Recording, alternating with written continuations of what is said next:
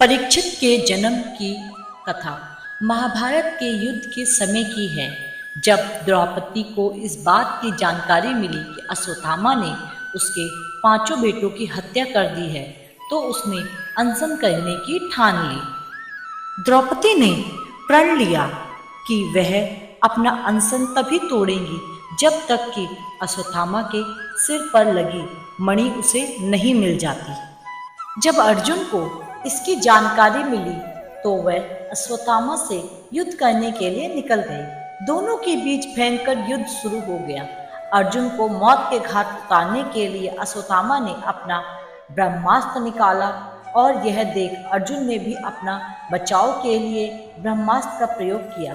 तभी वहां नारद और ऋषि व्यास पहुंचे और उन्होंने ब्रह्मास्त्र का इस्तेमाल करने से मना किया। इसके बाद अर्जुन ने अपना ब्रह्मास्त्र वापस कर लिया, लेकिन अश्वत्थामा ने ऐसा नहीं किया।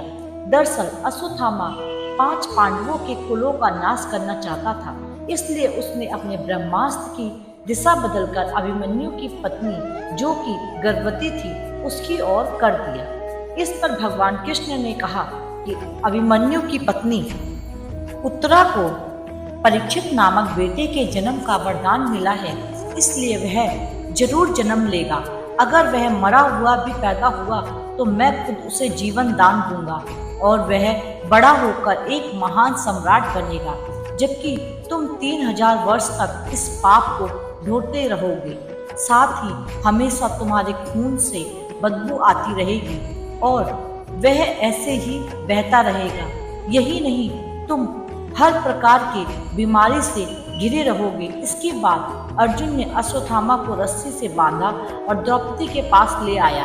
अश्वत्थामा की हालत देखकर द्रौपदी को दया आ गई। उसने अर्जुन से उसे छोड़ने की अपील की, मगर भगवान कृष्ण ने ऐसा नहीं होने दिया। उन्होंने अर्जुन को आदेश दिया कि उसके सिर से मणि निकाल ले और द्रौपदी को दे दे। इधर ब्रह्मास्त्र के गर्भ में जाते ही उत्तरा को तेज दर्द होने लगा। यह देख भगवान कृष्ण ने अपना छोटा रूप धारण किया और उत्तरा के गर्भ में दाखिल हो गए।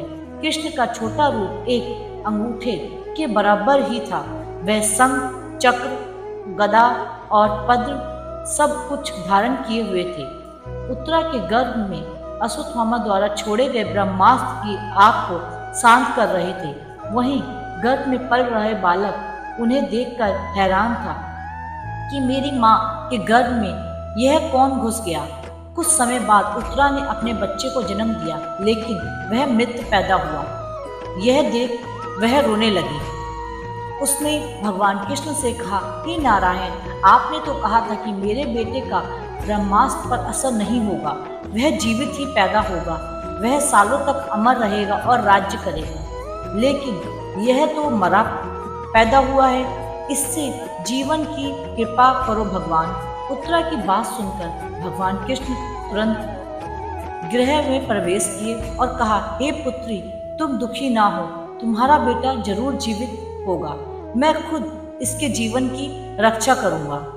इसके बाद कृष्ण ने मृत बालक पर अमृत में नजरें डाली और कहा, अगर मैंने जीवन में कभी झूठ का साथ नहीं दिया और हमेशा ब्रह्मचर्य का पालन किया है, कभी किसी लड़ाई में अपनी पीठ नहीं दिखाई है, ना ही कभी अधर्म का साथ दिया है, अभी इसी समय अभिमन्यु का यह पुत्र जो मरा पड़ा है वह जीवित हो जाए। इतना कहने के बाद कृष्ण ने जब उस मृत बालक पर अपना हाथ डाला तो वह जीवित हो गया और रोने लगा। इसके बाद भगवान कृष्ण ने ब्रह्मास्त्र को वापस ब्रह्मलोक भेज दिया।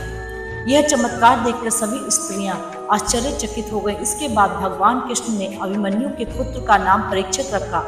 इसके पीछे का कारण यह था कि वह बालक कुरुकुल के नाश होने पर जन्मा था। वहीं जब युधिष्ठिर वापस आए, उन्होंने बालक के जन्म के बारे में पता चला तो वह भी खुशी से झूम उठे।